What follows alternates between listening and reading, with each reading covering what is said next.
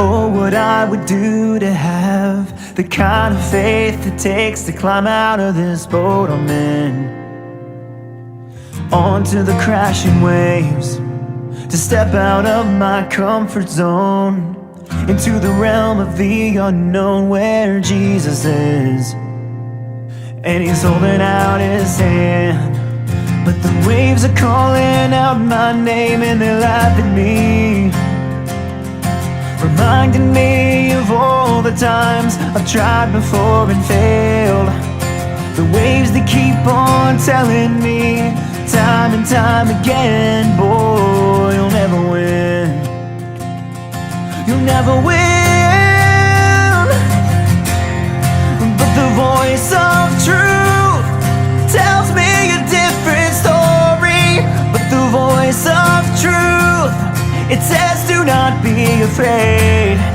But the As you know, we are heading on campus here momentarily at the University of South Florida, throwing it down with the students. It's going to be a lot of fun. We are excited to continue this cultural movement that we have started at Turning Point USA.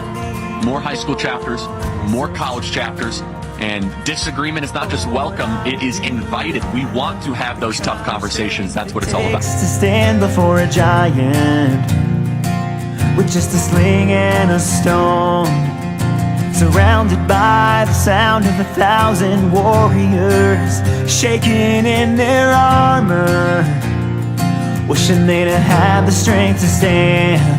But the giant's calling out my name and he laughs at me, reminding me. Because you're not supposed to be involved in this. You're supposed to just kind of be on the vote for me every 4 years, give me more political power, and stay out of my business. And what has happened is we are seeing an explosion in citizen participation. Never win, but the voice of truth tells me a different story. But the voice of truth, it says do not be afraid.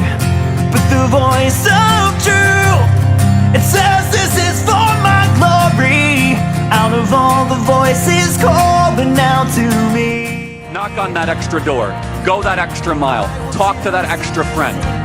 Because throughout voting month and culminating on the 5th of November, I believe it will go down as a day that people remember, as a day that is written about in history books, as the final battle, from the golden escalator on down, from defeating Hillary Clinton, from the nonsense of 2020, from Butler, Pennsylvania, November 5th, it all culminates, where we restore the promise that the founders gave us. And they said, hey, if the people want it, the people get it. And we, the people, take back America. God bless Arizona, and thank you so much.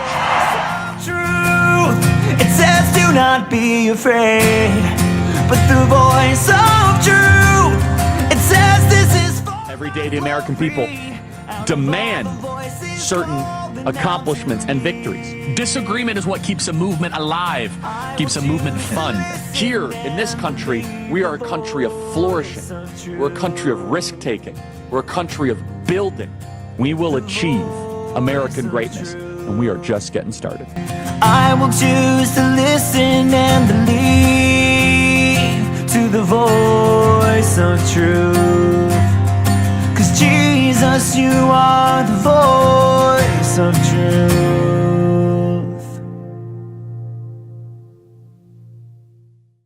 That is what Charlie wanted. Obviously, he hoped that people would find God and that they would be conservative, that they would love traditional values, but he also just wanted young people not to be silent.